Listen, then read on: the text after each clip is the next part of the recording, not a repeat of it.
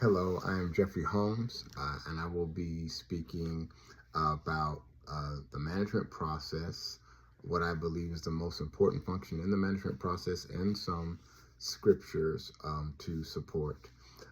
And so, what I will start with is, first of all, defining what an organization is. And an organization is basically a group of people who come together to achieve a common goal. And in an organization or in a structure, there is a concept of management, and there are managers. And managers are those who support, supervise, and activate others, and are responsible for the work of others. And so when I put those two together, the manager's job is to take those people in an organization who are there to achieve a common goal, but it is their job to help them achieve that goal, to help them achieve that goal. And so the management process for the manager has four functions, all right? And it is planning, organizing, leading, and controlling.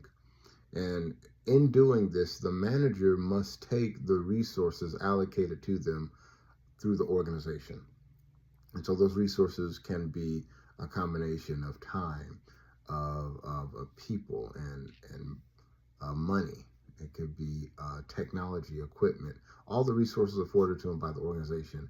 And they use these four functions to achieve the goals of the organization. And so in planning, the planning is how they set goals, have a vision and a plan, and goals, and set objectives to achieve in the organization. An example could be something like, well, I want to have goals and objectives for a recruitment plan. How are we going to get more customers or more participants in our organization? And after the planning process, you have the organizing. You have to move on from planning it to implementing the plan. So now I assign those tasks to others to help achieve the goal. And after I organize it and I assign the task and the resources to accomplish the goals, then I have to look at leading. And there is the task of inspiring, motivating, encouraging those who we are managing to do the work. And then controlling, you have to measure the performance. You must now look and see, are the objectives being fulfilled? You may have to go look back at the recruitment plan. You may look at over time and see how many people have actually, what have our recruitment efforts accomplished for us. And you must look at the data and objectively and make decisions from there. You have to put controls into place. And so when I look at these four functions and ask which one of these four functions is the most important, I would argue that it would be leading. Because when you are leading, you have to influence others. You have to inspire others. You have to build enthusiasm and motivate people. And in doing that, I believe it helps. A good leader is effective in getting people and rallying people to accomplish the goals.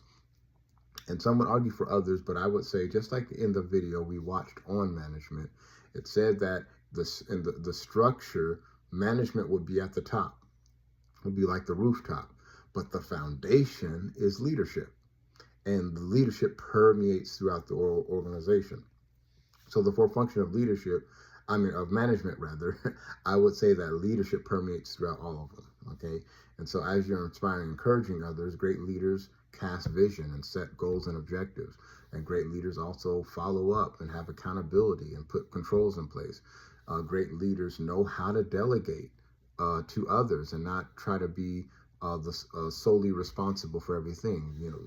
Good leaders put systems into place, right? And so I would say leadership would be the most important function. And some biblical, some scriptures, there's a ton, but here are a few. Colossians 3:23, whatever you do, work as unto the Lord and not unto man. Colossians 3:23. That applies to, I would say, all professions, but especially in management.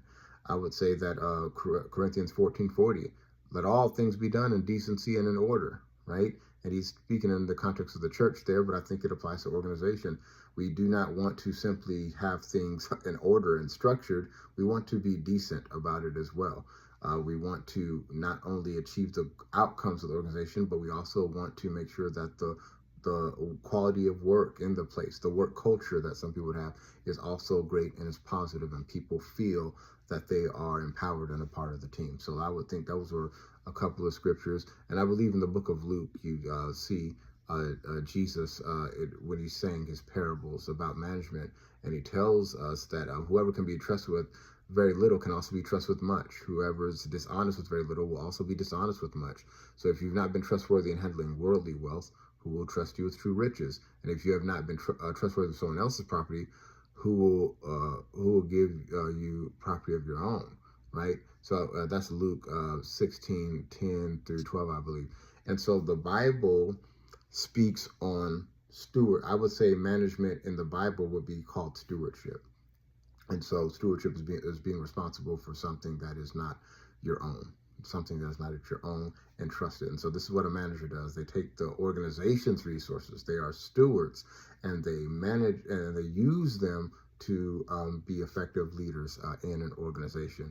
And so I would say that as we are entrusted with gifts and talents and other resources that have been given to us, we are responsible for leading others. And so I would use those as my biblical references. And so thank you for listening to me, and talk to you soon.